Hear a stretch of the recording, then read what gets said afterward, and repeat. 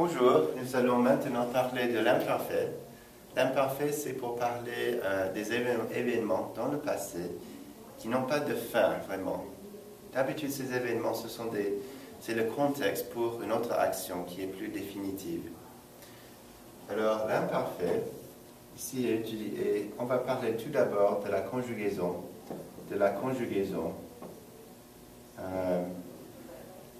Excusez-moi. La conjugaison de l'imparfait. Vous prenez la forme du verbe nous au présent. Et vous avez maintenant, par exemple, nous. Par exemple, vous prenez le verbe, par exemple, nous finissons. Ça, c'est le verbe finir.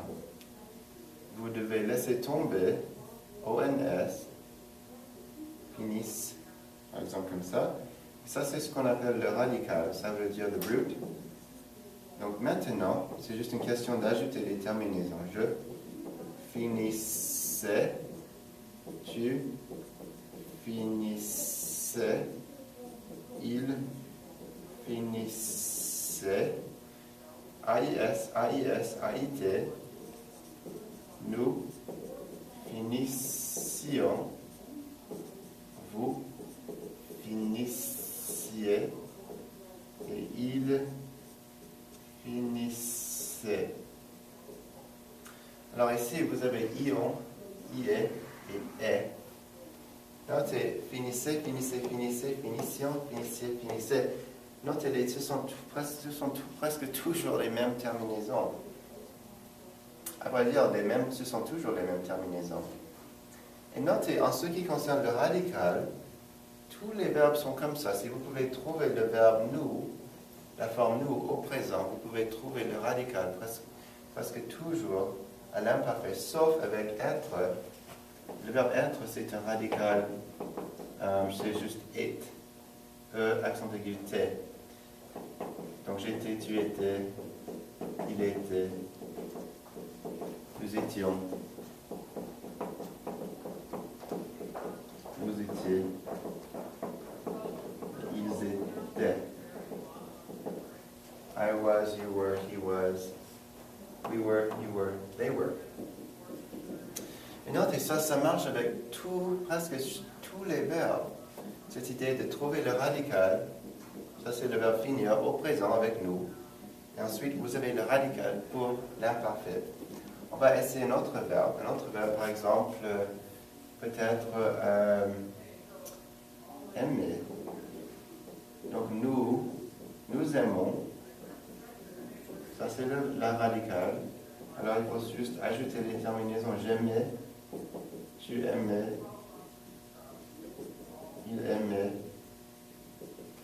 nous aimions.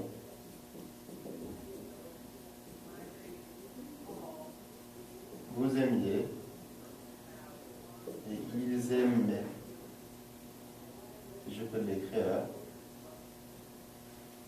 Alors, qu'est-ce que ça veut dire? Notez ici, c'est juste la même terminaison. Je ne sais pas si vous pouvez remarquer, mais ce sont les mêmes terminaisons. Ici que là. J'aimais, tu aimais, il aimait, nous aimions, vous aimiez, ils aimaient. I used to like, you used to like, he used to like, we used to like, he used to like, they used to like. Notez, qu'est-ce que ça veut dire généralement? L'imparfait. L'imparfait, qu'est-ce que ça veut dire? C'est used to. Par exemple, je finissais, par exemple, ça veut dire I was finishing. I used to finish. I would finish. Par exemple, when I was young, I would finish this every day. C'est une action régulière. I would finish. Ou ça peut vouloir dire I finished, si ça veut dire quelque chose de régulier, d'une action qui se passait tout le temps. When I was young, I finished my homework every day. Ça, c'est une action régulière, donc c'est l'imparfait.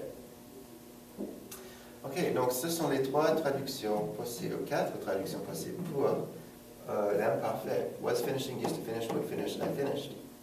Donc maintenant, je vais vous donner quelques exemples de l'imparfait. On va faire ça avec je finissais. Par exemple, quand j'étais jeune, je finissais mes devoirs tous les jours. When I was young, notez c'est le contexte, I was young. Ça c'est une action régulière. Je finissais mes devoirs tous les jours. Notez si j'avais mis, j'ai fini mes devoirs une fois. Notez si j'avais mis le passé composé ici, j'aurais changé le sens. Ici c'est I would finish, or I used to finish. Used to finish, or I would finish. When I was young, I would finish my homework every day. Used to finish. Ici, ça veut dire I finished. When I was young, I finished my homework once. Notez, c'est quelque chose de comptable, c'est défini. Mais ici, ce n'est pas défini. Nous ne savons pas exactement combien de devoirs je finissais quand j'étais jeune. Mais nous savons que je finissais mes devoirs. Donc, l'imparfait n'est pas défini, mais le passé composé est défini. C'est quelque chose de défini ici. Alors, n'oubliez pas la différence entre l'imparfait et le passé composé. L'imparfait, c'est une action qui n'est pas définie, c'est le contexte, une action régulière. Et le passé composé est une action définie, comptable, où c'est vraiment apparent par le contexte que c'est une action qui s'est passée une fois ou juste une action consécutive. Donc l'imparfait, c'est le contexte, c'est la circonstance, c'est une action, c'est l'action régulière et c'est indéfini. Tandis que le passé composé, qu'est-ce que c'est? C'est une action, c'est l'action comptable, c'est l'action successive. Par exemple, tout d'abord j'ai fait ceci, ensuite j'ai fait cela, ensuite j'ai fait ceci, et enfin j'ai fait cela. Ça c'est le passé composé. Des actions consécutives ou successives. Et aussi le passé composé, c'est un temps limité. Par exemple, j'ai travaillé pendant 3 jours ou 3 heures. J'ai travaillé pendant 3 minutes. Ça, c'est le passé composé. Notez, c'est une fois, ça c'est comptable, et c'est un temps limité. J'ai travaillé, quand j'étais jeune, j'ai parlé à mon ami pendant 3 minutes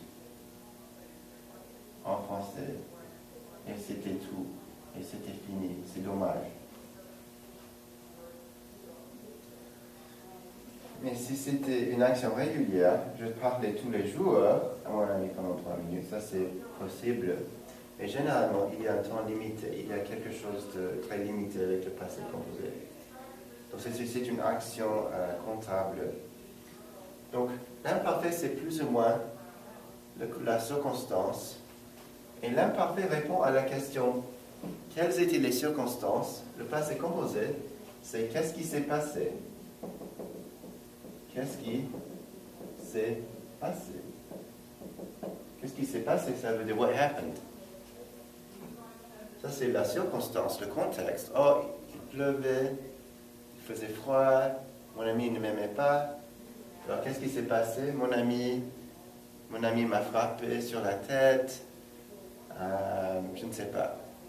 J'ai pleuré. Ça, c'est ce qui s'est passé. Donc, ça, c'est les circonstances. La circonstance. Et ça, c'est l'action. Qu'est-ce qui s'est passé? Ça répond à la question. Qu'est-ce qui s'est passé? Ok, donc étudiez cet exemple et essayez surtout la différence entre ces deux phrases, parce que l'imparfait, le passé composé, ce n'est pas difficile, mais il faut s'habituer à la différence entre les deux. Ok, merci beaucoup.